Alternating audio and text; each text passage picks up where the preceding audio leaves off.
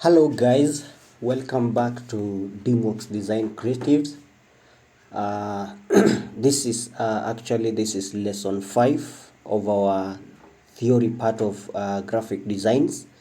As I told you previously, most people like jumping into going into the practicals before getting to know the basic theory or the basics that are required for one to become good in graphics design. So in my tutorials, I just decided that I will take you through the theory part of it before we get to the practicals.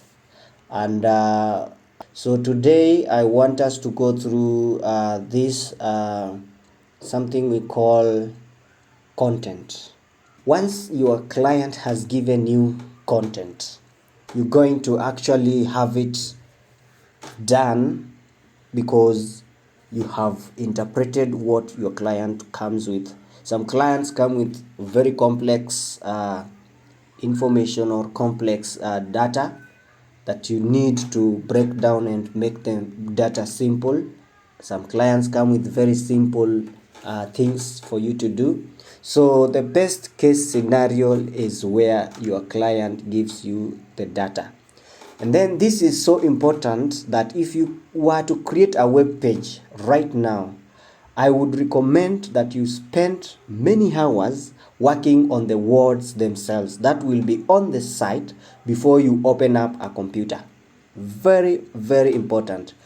Most of us jump into the computer to start up designing for the client. It is not professional to jump into the computer and you start designs.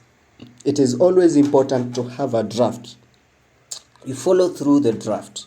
You get to understand what this draft is all about so that after that you can open your computer and work for the client. Now, working with draft content, how does it help?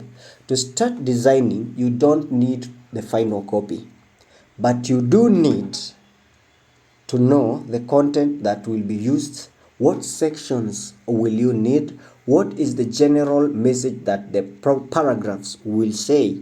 You can use placeholders in your designs too. You are indicating what is going to be there with the intent to replace that with the final content later on. So if you want to use placeholders, it is good and okay, because finally you will delete the placeholders and put now what is the final content that you're going to have for your client. So content is very important, and basically content comes with the client.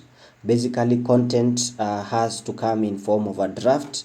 You have to interpret the content so that you can put the content in well organized sections, well organized elements, so that when your customer or the end user gets to the content, they can easily navigate through the content without without struggle. So that's one of the things that we want to talk about. And the next thing that we're going to talk about is what we call inclusion and accessibility. What is inclusivity? Inclusivity is the practice or policy of providing equal access to opportunities and resources for people who might otherwise be excluded or marginalized, such as those having physical or mental disabilities or belonging to other minority groups. Your application, your design should look into everybody. It shouldn't be discriminative. Anybody who can have the right to access should access it. That means anyone it cannot be excluding the marginalized, the old, the disabled, the people with poor vision, people with poor listening skills. Your site or your application should match up it should cater for everybody. Being or becoming a designer, as you develop your application, you must put in mind that your application is not meant to be for use by the whole world. Not everybody in the world will access and be interested in the app, but you are required to try and reach as many people as much as you can. You are therefore required to reach the disabled. Use different languages to reach different people as much as you can. You are supposed to factor even the children if your application allows. And then to offset all this, your application, in the first place, you must have a target. You must have a target group. That's why you can't reach everybody in the whole world. Not everybody will like your application, but you must have a small target group. And as you grow, as you advance to higher versions, or as you advance your application, you may get to a bigger group and finally reach the whole world, because your application should never be discriminative.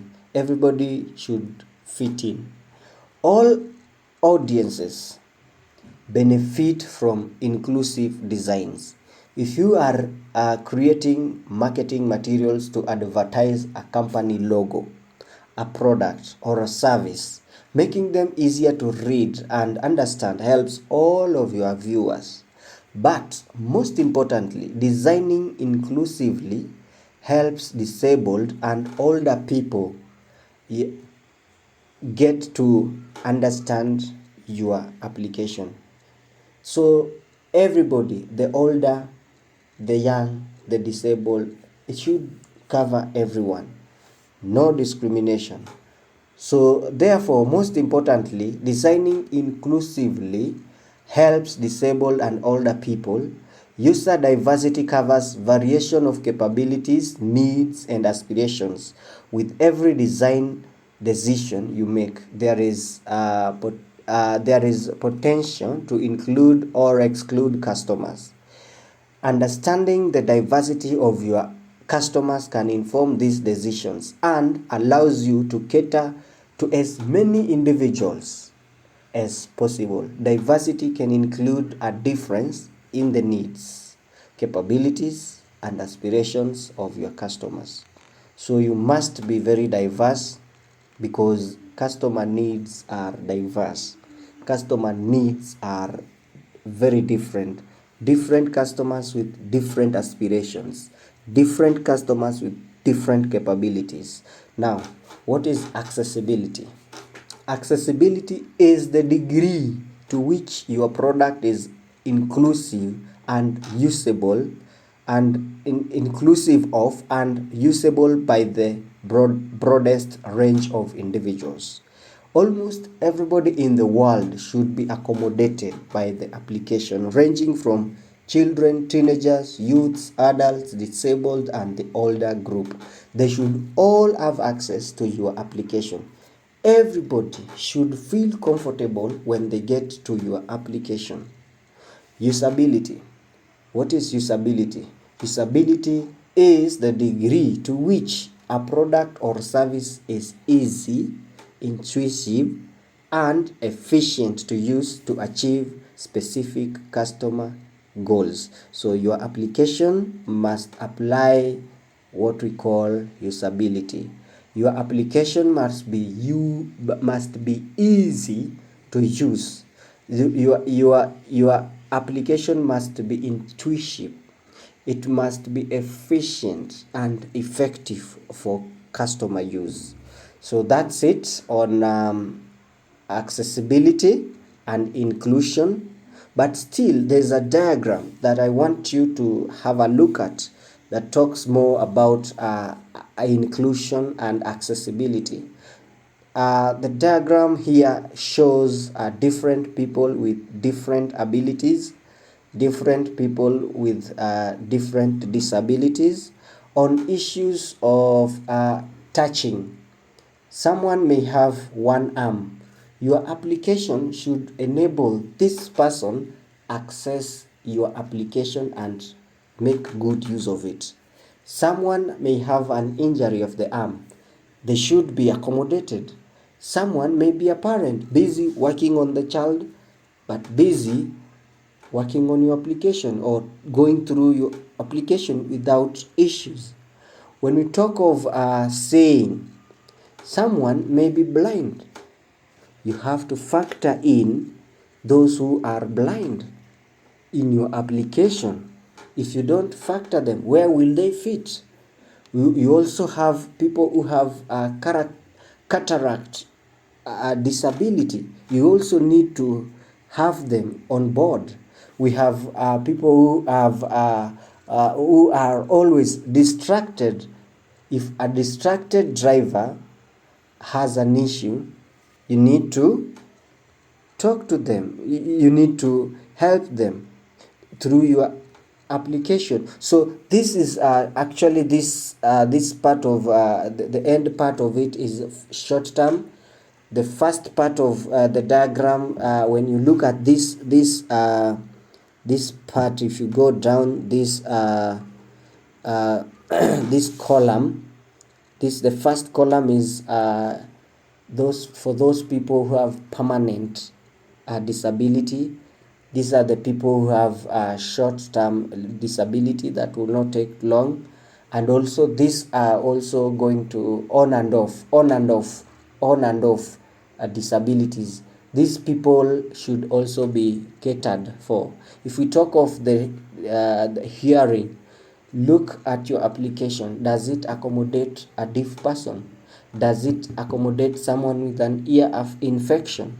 Does it affect someone who is a bartender? Noise coming from everywhere. Does it accommodate them? When we talk of speaking, does it accommodate someone who is not actually able to speak? Does it affect this other person? Does it affect someone who has a temporary or on and off or someone who cannot speak? So your application should match. It should not be discriminative. It should be inclusive and accessible and usable. So guys, we have talked of all this. We talked of inclusion and accessibility. We've talked of content, thinking, design, hierarchy. We talked of consistency. We talked of problem solving, typography, constraints, simplicity, and then we started with definition of graphic design.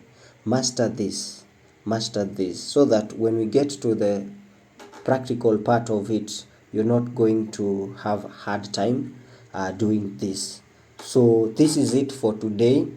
I will not take you to so many things. I just want you to understand things bit by bit, so that when we get to the practicals, it will be easy for you to actually capture everything. It will be easy for you to remember what we just talked about. It will be easy for you to maneuver through the application. So thank you for today.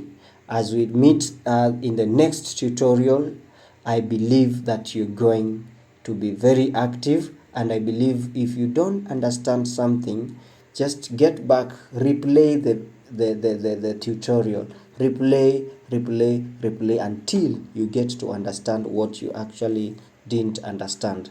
And then finally, if you are in a new or beginning to watch these tutorials today, these tutorials are subdivided into lessons. We started with lesson 1, we went to lesson 2, we went to lesson 3, we went to lesson 4, and currently we are at lesson 5. So you are advised to start from lesson 1, so that you come from a point of information. You may decide to watch all the lessons today, so that in the next tutorials we will be working together as a team. So thank you very much, and if you have not subscribed to my channel, please do so. It's a kind request. Subscribe to my channel, like, comment, give me feedback. I need to know whether I'm doing it good, or there's something that I need to add, or if there's something that I need to change, or you need to recommend me, or you need to say something that is good, or say something that will help me develop or do it better in the next tutorial. So this is purely graphics design, but as we continue in the future, we will be, after we are done with graphic design, we will be looking at different lessons. We'll be looking at different freelance lessons that can help you make an income. You don't need to get employed. You don't need to get employed. It is not a must. Get this and you will one day remember these tutorials, and you will one day refer someone who will be in need of such tutorials. So this is it for today, and may God bless you as we continue empowering the youth. Remember, this is 100% youth empowerment program. Thank you and be blessed.